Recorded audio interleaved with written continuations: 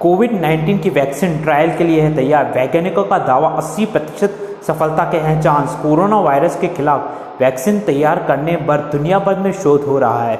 खबरों के मुताबिक कई जगह इन प्रयासों में सफलता मिलती दिखाई दे रही है। जर्मनी में मनुष्यों पर इसके वैक्सीन क्लिनिकल ट्रायल को मंजूरी दी गई है, परमिशन दी गई है। इसके सफल होने की उम्मीद जताई जा रही है। दुनिया भर में ऐसे लगभग 150 वैक्सीन डेवलपमेंट प्रोजेक्ट चलाए जा रहे हैं, लेकिन जर्मनी और ब्रिटेन में किए क्लिनिकल ट्रायल उन पर 5 प्रशिक्षणों में शामिल है जो इंसानों पर किए गए हैं। अगली खबर में दोस्तों, कोरोना से ठीक होकर लौटे मरीजों में दिखा ये असर।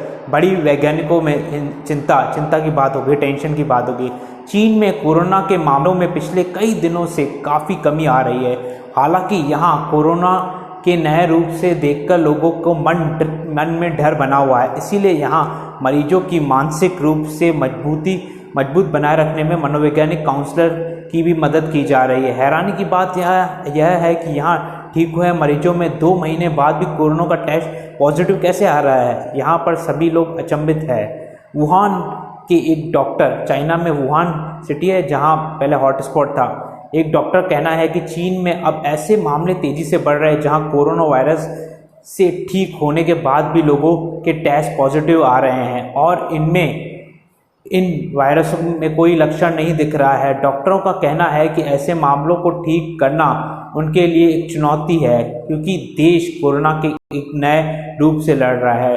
डॉक्टरों ने बताया है कि जिन मरीजों के टेस्ट जो किए हैं नेगेटिव आए हैं, ठीक होने के कुछ दिनों बाद वो टेस्ट फिर से पॉजिटिव आ रहा है। इनमें से कुछ मरीज 50-60 दिनों बाद, 70 दिनों बाद पॉजिटिव आए हैं।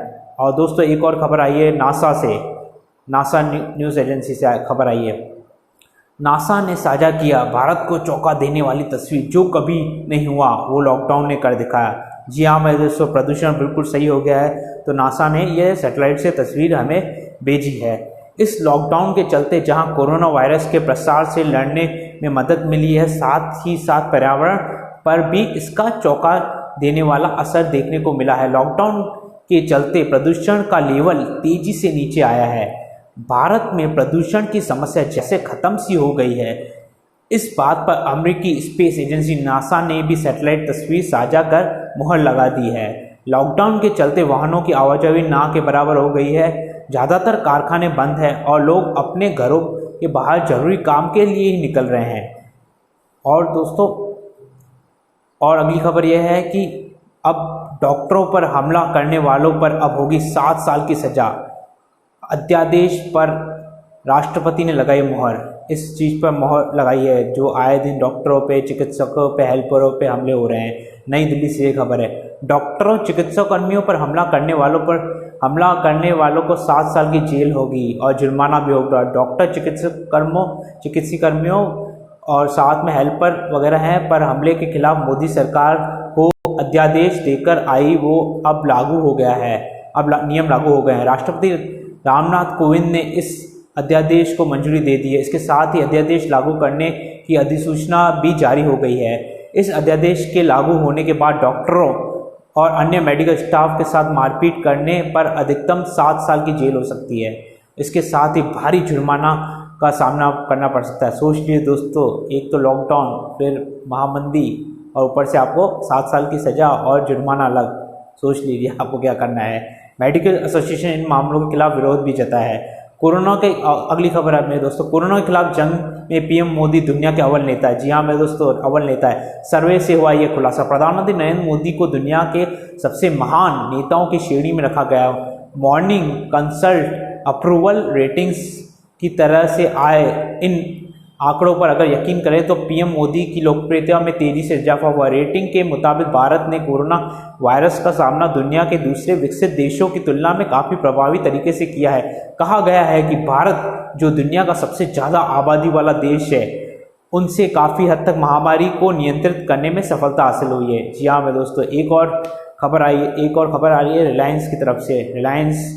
रिलायंस फेसबुक जियो मेगा डील पर आनंद महिंद्रा ने शानदार ट्वीट कहा। जी हाँ मेरे दोस्तों, आनंद महिंद्रा जी ने कहा well done bravo Mukesh.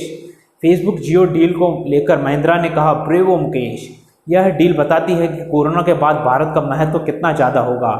Facebook ने जियो में 9.9 फीसदी हिस्सेदारी 43,574 करोड़ रुपए में खरीदा है। जी हाँ हमारे दोस्तों, इससे शेयर बाजार में उछाल भी आया है। रिलायंस में फेसबुक और रिलायंस के बीच ई कॉमर्स को लेकर भी बड़ा फैसला हुआ है। रिलायंस जियो और फेसबुक के बीच करीब 44,000 करोड़ की ऐतिहासिक डील हुई है, रिलायंस जियो एंड फेसबुक के बीच में। इसको लेकर आनंद महिंद्रा ने ट्वीट पर बात कही है कि मुकेश अंबानी के लिए कहा है कि ब्रेवो मुकेश। आनंद महिंद्रा अपने ट्वीट पे कहते हैं कि यह केवल दो कंपनियों के बीच की डील नहीं है, कोरोना क्राइसिस के बाद भारत का महत्व बढ़ेगा। यह डील बताती है कि कोरोना क्राइसिस के बाद भारतीय अर्थव्यवस्था कैसे विश्व के लिए महत्वपूर्ण स्थान रखती है। इस डील ने उस परिकल्पना को मजबूत किया है जिसमें कहा जाता है कि 21वीं सदी का भारत होगा दुनिया विकास के केंद्र के रूप में भारत की ओर रुख करेगा। दोस्तों, यदि आपको ये जानकारी अच्छी लगी तो लाइक, सब्सक्राइब, शेयर करना ना भूलें।